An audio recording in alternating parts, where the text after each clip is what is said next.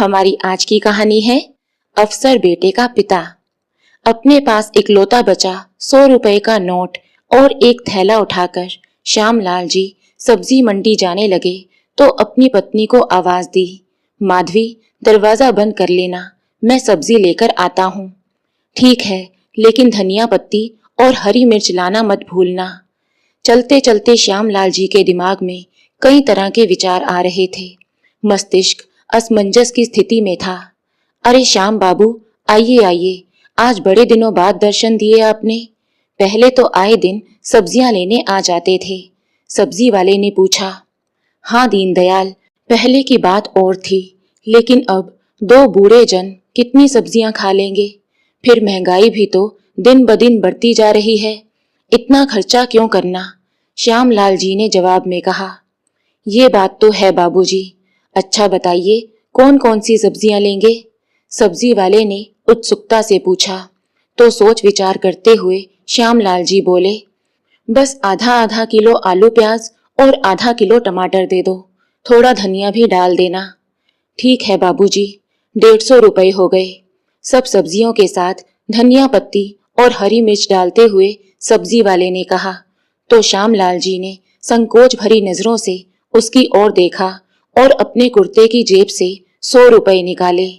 आगे बढ़ाते हुए बोले, दीनदयाल, अभी ये 100 रुपए ही रख लो। वो क्या है ना, पैसे तो मैं ज्यादा लेकर आया था, लेकिन यहाँ आने से पहले दवाइयाँ खरीदने चला गया। दवाइयों की कीमतें भी इतनी बढ़ गई हैं कि बाकी सारे पैसे उसमें ही खर्च हो गए। 50 रुपए फिर दे दूंगा। तो दीनदयाल बोला, क्या बाबूजी, बरसों से आप मुझसे सब्जी खरीद रहे हैं, मैंने आपसे कभी पैसे मांगे हैं? जब कभी पैसे हो तब दे देना, अभी ये 100 रुपए भी रख लीजिए।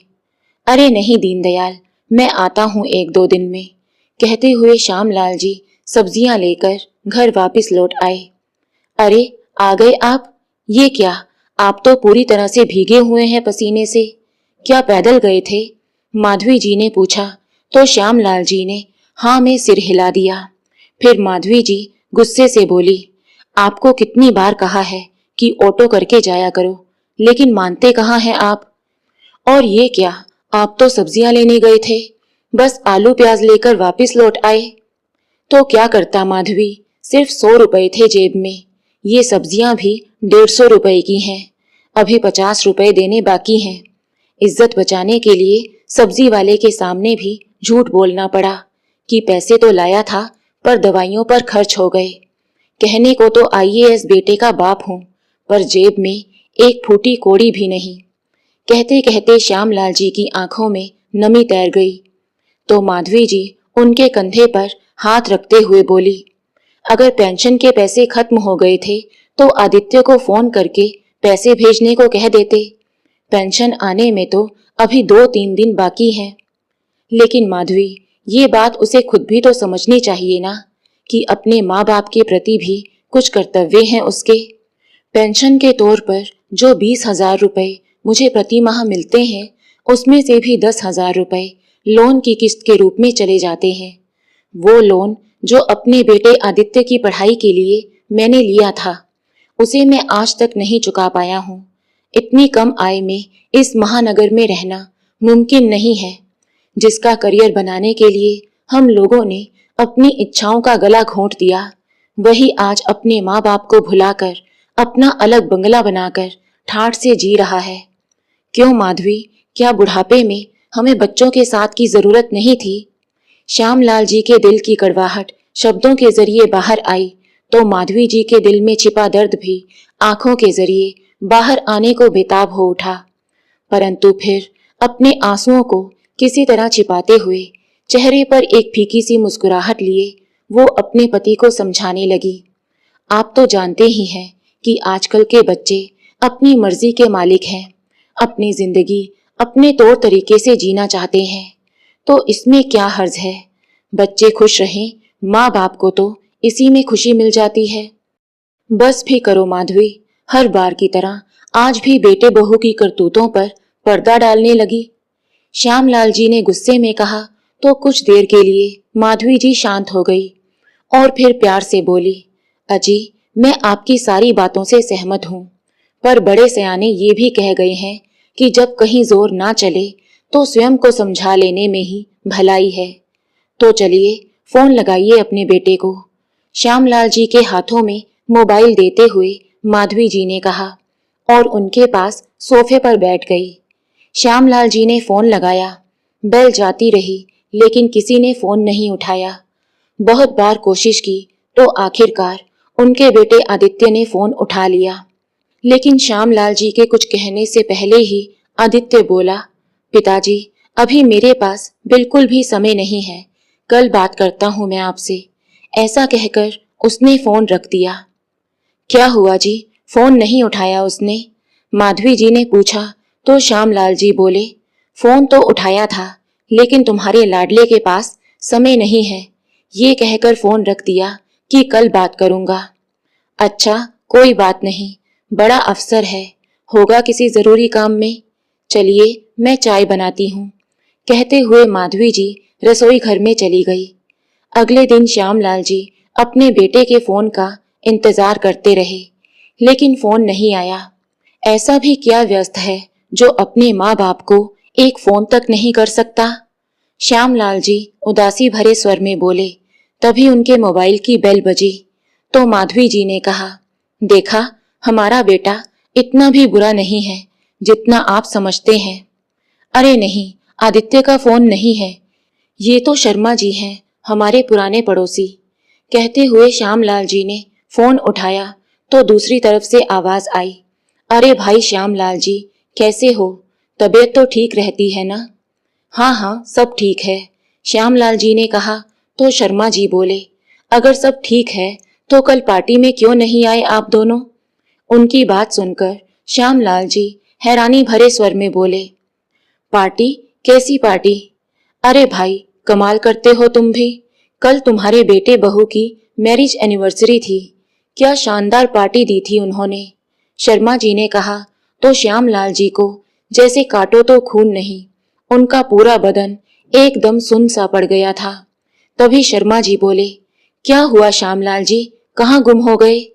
फिर स्वयं को संभालते हुए श्यामलाल जी ने कहा, अरे हाँ वो बच्चों ने तो बुलाया था, लेकिन मेरे सिर में बहुत दर्द था, इसलिए कहीं जाने का मन नहीं हुआ, और वैसे भी मुझे तो घर का खाना ही भाता है।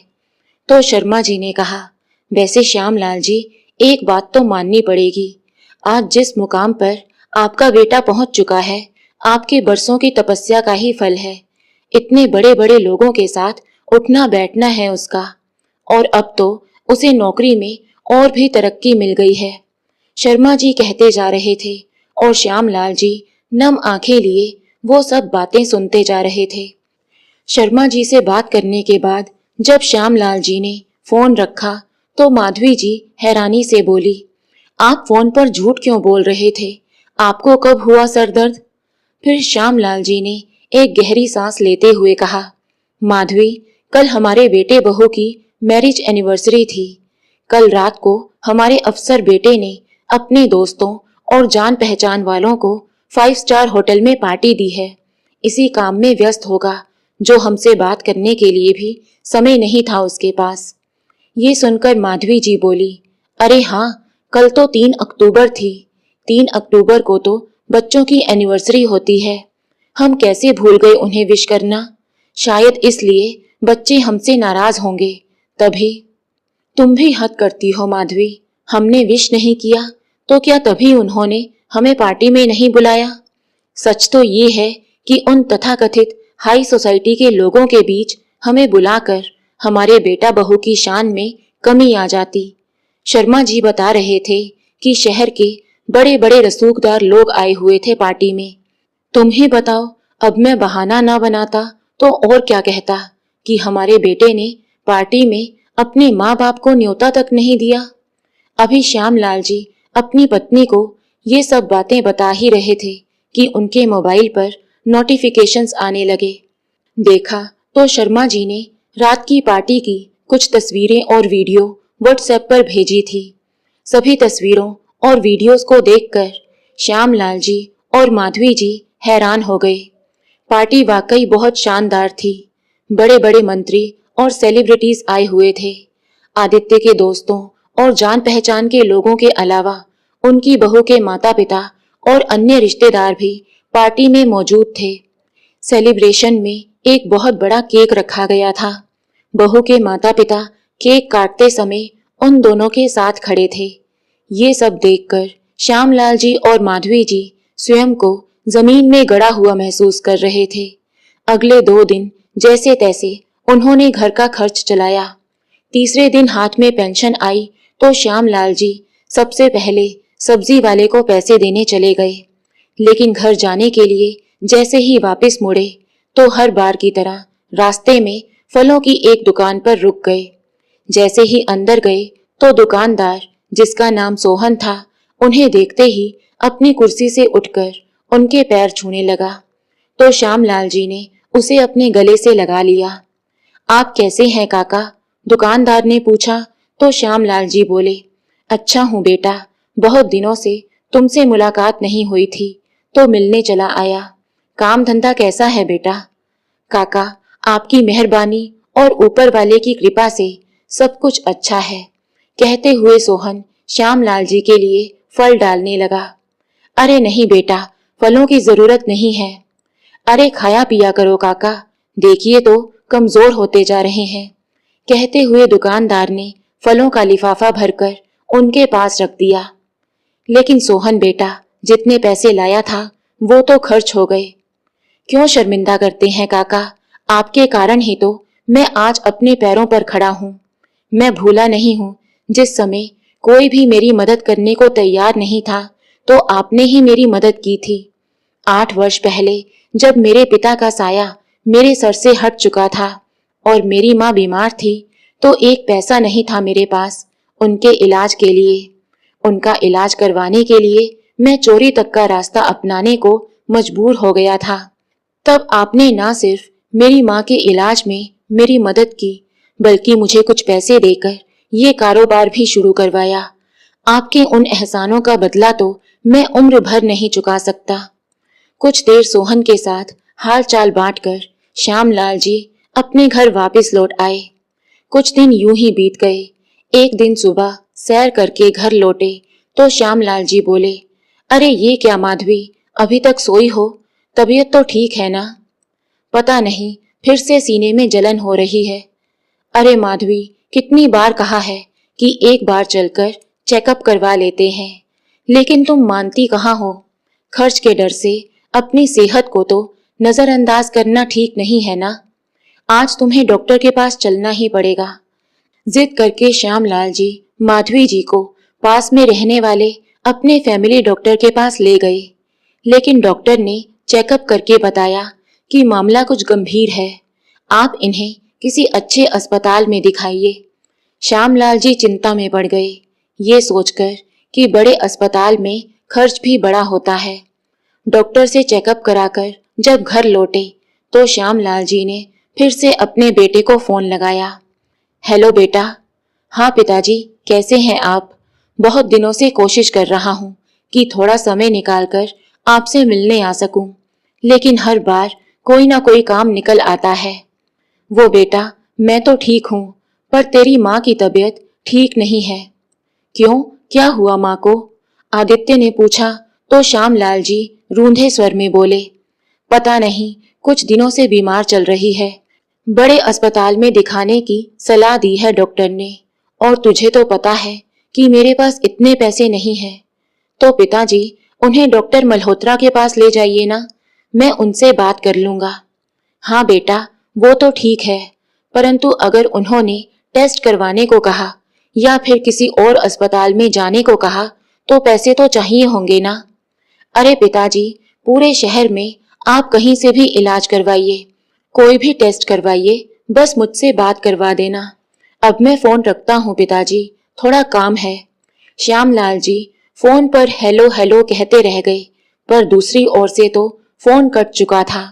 लाचार होकर वे कुर्सी पर बैठ गए। 3 दिन बाद रविवार को आदित्य ने अपनी पत्नी मुस्कान से कहा, मुस्कान, जल्दी से तैयार हो जाओ, आज माँ पिताजी से मिलने जाना है। क्या? मैं नहीं जाने वाली उस बस्ती में। मुस्कान ने नाक भौं सिकोड़ते हुए जवाब दिया तो आदित्य ने कहा, लेकिन मुस्कान, माँ की तबीयत खराब है। 3 दिन हो गए हैं। पिताजी का भी फोन आया था और मिलने जाना तो दूर, मैं तो उन्हें पैसे तक नहीं भेज पाया। हाँ, तो ड्राइवर के हाथ भेज दो ना पैसे, मुझे चलने को मत कहो। लेकिन मुस्कान, माँ का हालचाल पूछने तो जाना पड़ेगा। ये तो अच्छा हुआ कि उन्होंने दोबारा फोन नहीं किया, वरना मेरे पास समय कहाँ था वहां जाने के लिए। ये सुनकर मुस्कान घबराई हुई सी बोली, अरे हाँ, 2 दिन पहले पिताजी का फोन आया था मेरे फोन पर, मैं तुम्हें बताना ही भूल गई। क्या तुम ये बात भूल कैसे सकती हो? वो दरअसल तुम उस समय वीडियो कॉन्फ्रेंस में बिजी थे। वो तुमसे बात करना चाहते थे। मैंने कहा मैं बाद में बात करवा दूंगी।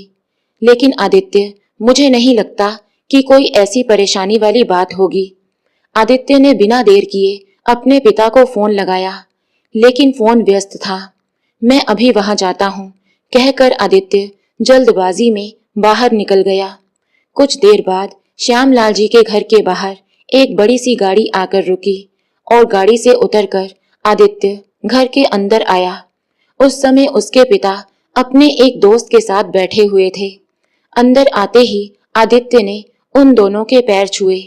अपनी जेब से 10,000 रुपए निकालकर मेज पर रखे और पास रखे टेलीफोन की ओर देखते हुए नाराजगी जताते हुए बोला, क्या पिताजी, मैंने आपको कितनी बार फोन किया, लेकिन आपका फोन ही नहीं लगा। ये देखो, आपने रिसीवर ही ठीक से नहीं रखा।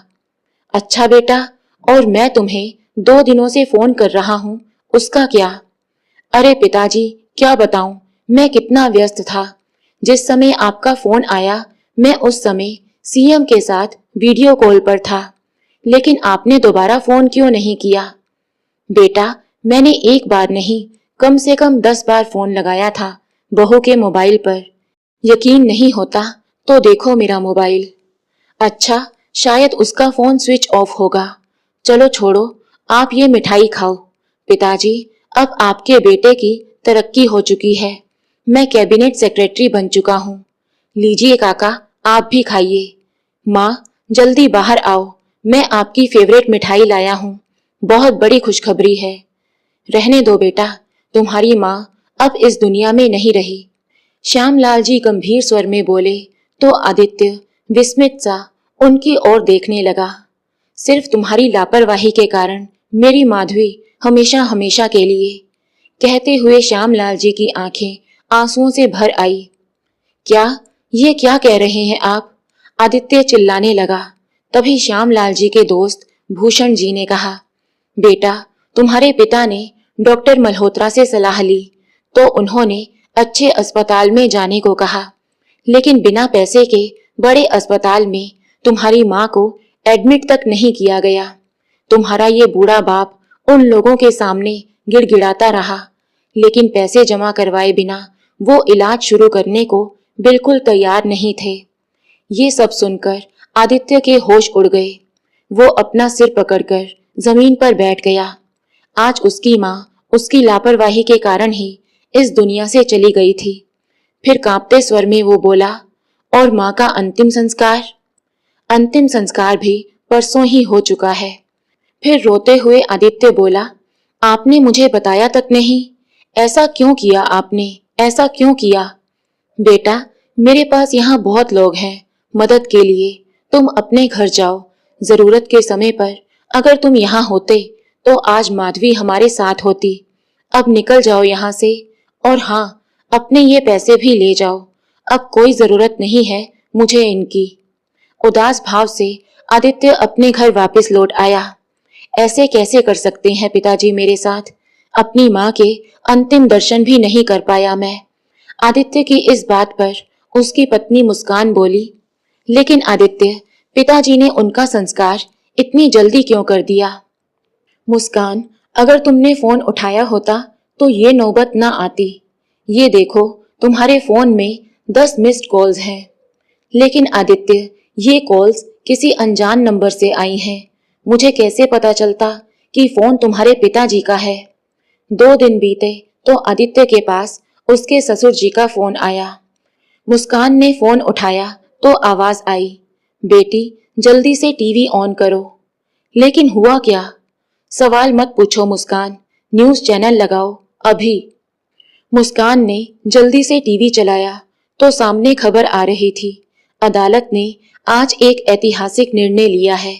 एक वृद्ध औरत जिसकी मृत्यु दिल का दौरा पड़ने के कारण हुई है, उसके पति ने अपने बेटे पर ही उसकी हत्या का आरोप लगाया है और कोर्ट ने भी पुलिस को एफआईआर दाखिल करने का आदेश दे दिया है।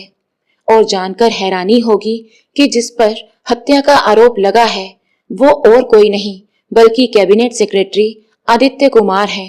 इतना सुनते ही आदित्य और मुस्कान की हवाइयां ही उड़ गई। फिर टीवी स्क्रीन पर दिखाई दिए श्यामलाल जी। तो बताइए सर, जब आपकी पत्नी माधवी की मृत्यु हार्ट अटैक से हुई है तो अपने बेटे पर आप हत्या का आरोप कैसे लगा सकते हैं? देखिए मैडम, ये एक हत्या ही है। मेरे बेटे की लापरवाही के कारण ही मेरी पत्नी की मृत्यु हुई है। यदि मेरी पत्नी को ठीक समय पर इलाज मिल जाता तो वो आज जिंदा होती। मेरा मानना है कि आज बहुत से बुजुर्ग ऐसी ही समस्याओं से गुजर रहे हैं और मैं इस बात का माननीय कोर्ट का आभारी हूँ जो उन्होंने मुझे उन सब समस्याओं को सामने लाने का मौका दिया। मुझे पूरा यकीन है कि मुझे अदालत से न्याय जरूर मिलेगा। ये देखकर तो मुस्कान के पैरों तले जमीन खिसक गई और आदित्य को जैसे काटो तो खून नहीं। जब श्यामलाल जी घर लौटे तो उनके पास आदित्य का फोन आया। हेलो पिताजी, आप अपने बेटे के साथ ऐसा कैसे कर सकते हैं?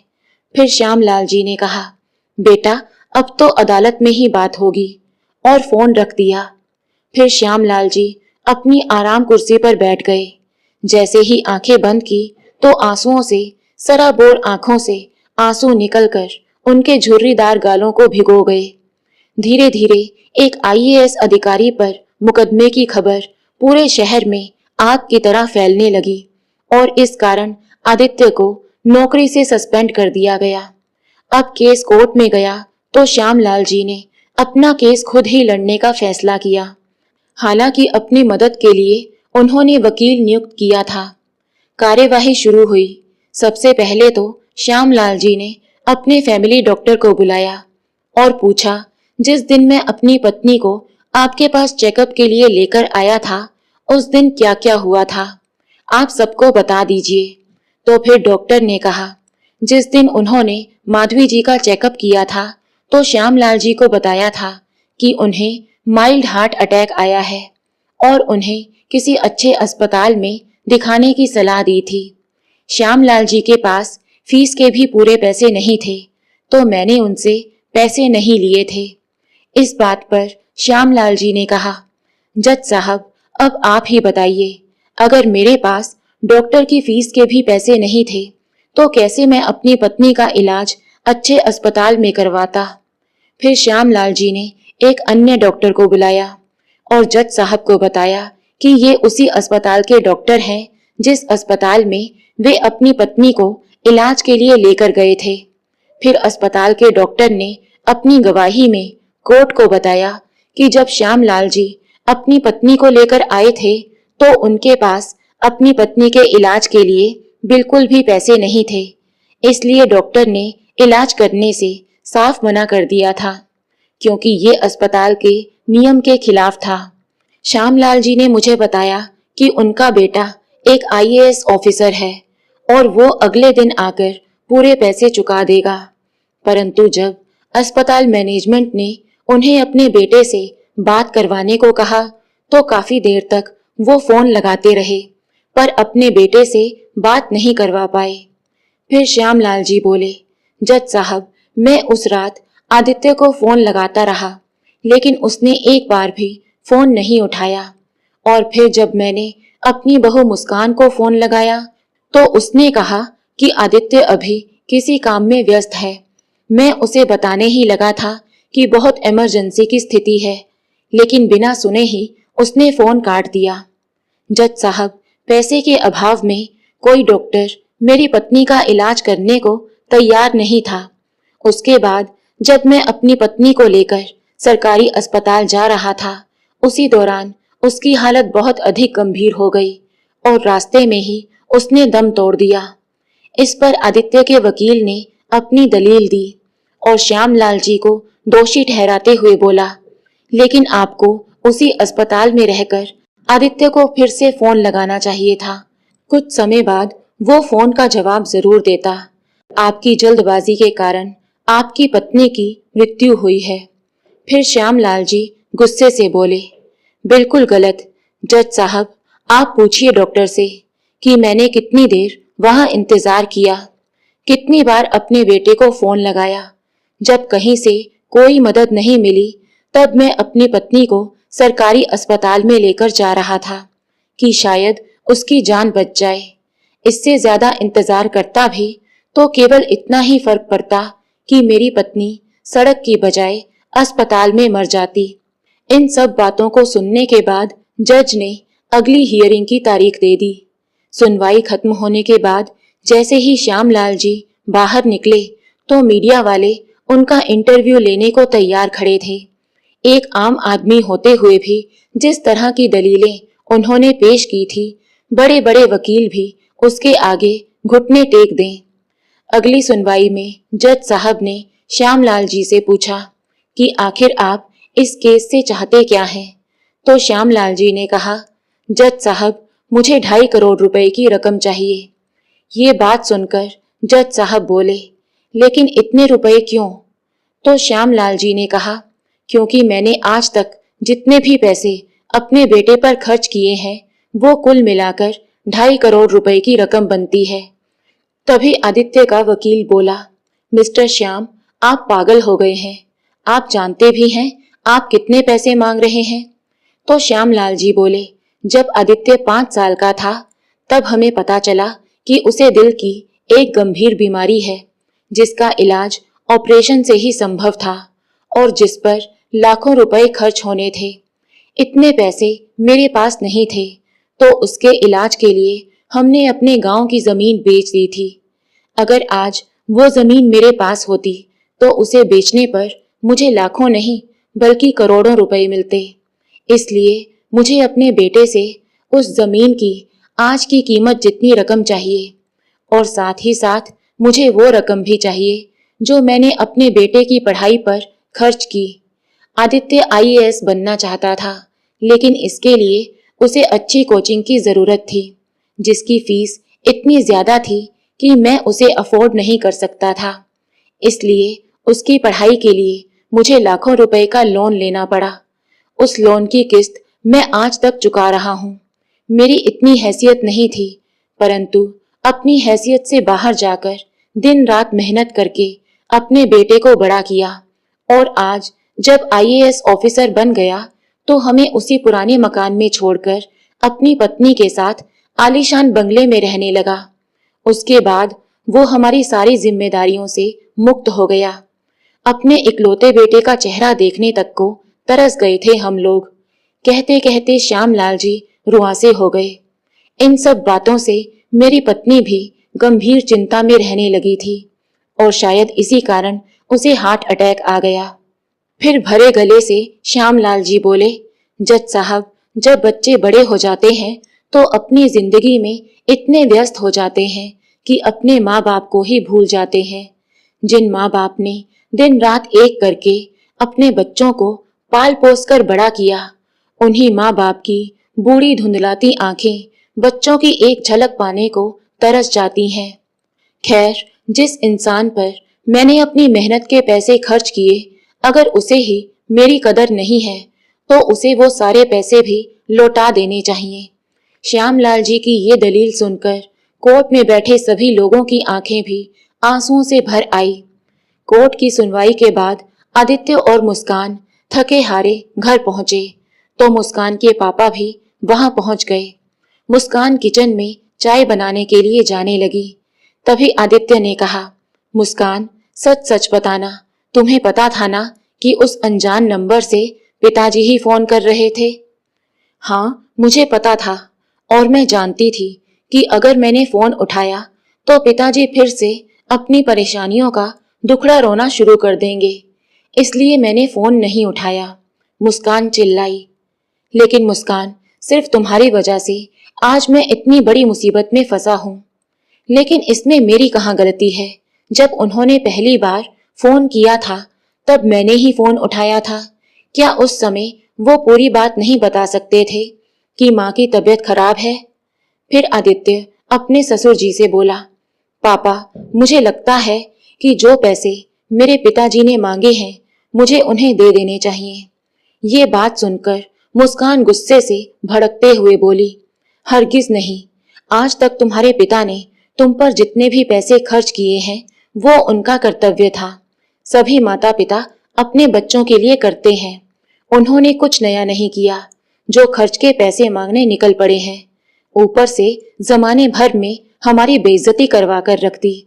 कान खोल कर सुन लो, जितनी बदनामी हमारी हुई है ना, अब तो मैं उन्हें एक पैसा नहीं देने दूंगी। शट अप मुस्कान, बंद करो अपनी बकवास। पहले ही मैं बहुत परेशान हूँ। आदित्य गुस्से से चिल्लाया तो उसके ससुर जी बोले, मेरे पास एक तरकीब है जिससे सांप भी मर जाएगा और लाठी भी नहीं टूटेगी। कैसी तरकीब पापा? आदित्य ने पूछा तो उसके ससुर जी ने उसे सारा प्लान समझाया, जिसे सुनकर मुस्कान के चेहरे पर एक कुटिल मुस्कुराहट आ गई। आदित्य को भी बात पसंद आई तो उसके ससुर जी ने अपने मोबाइल से कहीं बात की और फिर फोन रखते हुए बोले, बस अगली हियरिंग में बाजी पलटी ही समझो। कोर्ट की अगली हियरिंग के लिए जब श्यामलाल जी कोर्ट में पहुंचे तो वहां खड़े सभी पत्रकार न्यूज वीडियो बनाने लगे। तभी श्यामलाल जी के कानों में एक पत्रकार की आवाज आई, ऐसे नालायक बेटे को तो फांसी की सजा होनी ही चाहिए, जिसके कारण उसके पिता को इतना दुख झेलना पड़े। ये सुनते ही श्यामलाल जी पीछे मुड़े और बोले, आदित्य मेरा बेटा है। ये केस करने के पीछे मेरा सिर्फ एक ही मकसद है कि मैं उसे एक सबक सिखा सकूं। ना केवल उसे बल्कि आज की पीढ़ी को भी, जो समझती है कि बुजुर्ग लोग पुराने और बेकार हो चुके फर्नीचर की तरह है या फिर एक कबाड़ की तरह है। कार्यवाही शुरू हुई तो आदित्य के वकील ने खुद आदित्य को ही कटघरे में बुलाया और उसने बयान दिया कि उसके पिता श्यामलाल जी को भूलने की बीमारी है। ये सुनकर श्यामलाल जी की हैरानी का ठिकाना ना रहा। उसके बाद आदित्य के वकील ने श्यामलाल जी के वकील से भी पूछताछ की और जब उनसे श्यामलाल जी के भूलने की बीमारी की बात पूछी तो उसने भी झूठी गवाही दे दी कि श्यामलाल जी बहुत सी बातें भूल जाते हैं। ये सुनकर श्याम जी को बहुत गुस्सा चढ़ा। वो समझ गए थे कि उनके वकील का ईमान बिक चुका है और वो विरोधी टीम में शामिल हो चुका है। लेकिन श्यामलाल जी इस स्थिति के लिए भी पूरी तरह से तैयार थे। उसी समय वो खड़े हुए और अपने ही वकील से बोले, वकील साहब, आपने सही कहा, मुझे भूलने की बीमारी है। मुझे तो ये भी याद नहीं कि ये केस मैंने किस दिन फाइल किया था, लेकिन आपको तो याद होगा ना। श्यामलाल जी की ये बात सुनकर वकील हड़बड़ा उठा और थोड़ी देर दिमाग पर जोर डालने के बाद बोला, शायद 17 या 18 अक्टूबर। जी नहीं, 20 अक्टूबर। अच्छा ये बताइए कि केस की सुनवाई कौन कौन सी तारीख को हुई? श्यामलाल जी ने पूछा तो वकील बोला, मेरी डायरी में सब लिखा है, अभी देखकर बता देता हूँ। अरे अरे, इतनी तकलीफ करने की जरूरत नहीं है। अगर आपको याद नहीं तो मैं बता देता हूँ। 24 अक्टूबर, 4 नवंबर, 15 नवंबर और आज 27 नवंबर। अच्छा ये बताइए कि हम दोनों अभी जिस टैक्सी में बैठकर आए हैं उस टैक्सी का नंबर क्या था? इस प्रश्न पर वकील हैरान रह गया। तो फिर श्यामलाल जी बोले, चलिए मैं बता देता हूँ, MH05EL 5346। श्यामलाल जी की बात पर आदित्य और मुस्कान के साथ साथ उनका वकील भी हैरान खड़ा रह गया। उन्होंने साबित कर दिया था कि उनकी याददाश्त बाकी लोगों से कहीं ज्यादा तेज है। इसके बाद जज साहब अपने फैसले पर पहुंच गए और बोले कि आदित्य निर्दोष है। भले ही वो अपने माता पिता के प्रति लापरवाह रहा हो, लेकिन इस कारण उसे अपनी मां की हत्या का दोषी करार नहीं दिया जा सकता। लेकिन आज तक जितने भी पैसे श्यामलाल जी ने अपने बेटे पर खर्च किए हैं, वो पैसे आदित्य को उन्हें वापस लौटाने होंगे। ये फैसला सुनकर श्यामलाल जी की आंखों में आंसू आ गए और जज साहब के सामने हाथ जोड़ते हुए बोले, मैं जानता था कि आदित्य को कोई सजा नहीं होगी, परंतु मैं समाज में जागरूकता लाना चाहता था ताकि आज की पीढ़ी अपने माँ बाप की कद्र करे और उन्हें सम्मान दे। 2 महीने बीते तो एक दिन आदित्य के पास फोन आया। हेलो बेटा आदित्य, जन्मदिन मुबारक हो। ये सुनकर आदित्य की हैरानी का ठिकाना ना रहा, क्योंकि ये आवाज किसी और की नहीं बल्कि उसकी माँ माधवी जी की थी। माँ, आप जिंदा हैं? कांपते हुए आदित्य बोला तो दूसरी ओर से श्यामलाल जी ने कहा, हाँ बेटा, तुम्हारी माँ जिंदा है। हमें छोड़कर वो कहीं नहीं गई थी। मैंने ही दुनिया वालों के सामने झूठ बोला था। ये सुनकर आदित्य की आंखों में खुशी के आंसू आ गए और सामने खड़ी मुस्कान को समझ ही नहीं आ रहा था कि आखिर हुआ क्या है। आदित्य ने जब फोन रखा और ये बात बताई तो मुस्कान गुस्से से तमतमा उठी। ये सब करके तुम्हारे पिताजी ने बहुत बड़ी गलती कर दी। अब मैं उन्हें दिखाऊंगी कि कोर्ट में किसी को कैसे घसीटा जाता है। ये तुम क्या कह रही हो मुस्कान? आदित्य बोला तो मुस्कान ने कहा, तुम्हें अंदाजा भी है उनकी वजह से हमारी कितनी बदनामी हुई है। हर सोशल मीडिया साइट पर हमें ट्रोल किया जा रहा है। कहीं बाहर निकलती हूँ तो लोग मुझे देखकर तरह तरह की बातें बनाते हैं। अब तो घर से बाहर निकलना भी मुश्किल हो गया है। अब मैं उन्हें जेल भिजवाऊंगी। देखो मुस्कान, शांत हो जाओ। बिल्कुल नहीं, अब तुम देखते जाओ मैं क्या करती हूँ। कहते हुए मुस्कान ने अपने पापा को फोन लगाया। अगले ही दिन पुलिस श्यामलाल जी को गिरफ्तार करके ले गई और केस फिर से खोला गया। जैसे ही पुलिस सुनवाई के लिए श्यामलाल जी को अदालत में लेकर गई तो मीडिया वाले बोले, अरे बाबा, आपने ये सब क्यों किया? दुनिया वालों को आप पर कितना विश्वास था। तो श्यामलाल जी मुस्कुराते हुए बोले, मैंने कुछ गलत नहीं किया है। सुनवाई के दौरान श्यामलाल जी से सारी घटना की सच्चाई पूछी गई तो उन्होंने कहा, जब मेरी पत्नी को एक अस्पताल में इलाज देने से मना कर दिया गया तो मैं उसे ऑटो में बिठाकर दूसरे अस्पताल ले जाने लगा। माधवी बिल्कुल बेसुध हो चुकी थी और रास्ते में ही मैंने सोहन को फोन कर दिया। वो सोहन जिसकी मैंने बरसों पहले थोड़ी सी मदद की थी, वो तुरंत मेरी मदद के लिए वहां पहुंच गया, जबकि मेरा अपना बेटा जो मेरा खून था, उसे मेरी परेशानियों से कोई सरोकार नहीं था। सोहन ने तुरंत अस्पताल में पैसे जमा करवा दिए और माधवी का इलाज शुरू हो गया। दूसरे दिन उसे अस्पताल से डिस्चार्ज कर दिया गया तो मैंने उसे सोहन के साथ उसके घर पर भेज दिया। लेकिन आदित्य से मैं अब भी नाराज था, क्योंकि उसके कारण आज उसकी माँ की मृत्यु भी हो सकती थी और उसे सबक सिखाने के लिए ही मैंने एक झूठा डेथ सर्टिफिकेट इशू करवाया ताकि मैं उसके खिलाफ एक केस फाइल कर सकूं। ये सारी बात सुनकर मुस्कान गुस्से से आग बबूला हो गई और बोली, देखिए जज साहब, सब कुछ दूध का दूध और पानी का पानी हो चुका है। अपने ही बेटा बहू से ये लोग इस हद तक नफरत करते हैं कि पूरे शहर में उनकी इज्जत की धज्जियां उड़ाकर रख दी।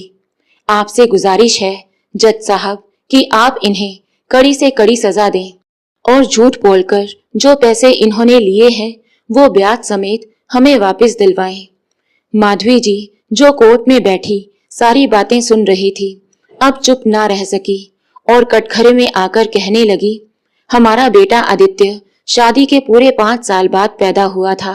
इसे पाने के लिए मैंने कितने व्रत रखे, कितनी पूजा की, उसके बाद कहीं जाकर भगवान ने मेरी सुनी। जिस बच्चे को हमने इतनी मन्नतों से पाया, इतने प्यार से पाल पोस कर बड़ा किया, उसे उसके पैरों पर खड़ा किया, क्या हम उससे नफरत करेंगे? हमारा बेटा अफसर बन गया, हम लोगों से अलग हो गया, फिर भी हमारा प्यार उसके लिए कम नहीं हुआ। ये सुनकर आदित्य की आंखें आंसुओं से भर उठी। फिर माधवी जी बोली, और जहां तक रही बहू की बात तो आदित्य तो फिर भी 6 महीने में एक बार हमसे मिलने आ जाता था, लेकिन बहू उसके साथ कभी नहीं आई। बेसन के लड्डू, देसी घी की पिन्नियां, नारियल की बर्फी, ये सब बहू को बहुत पसंद था।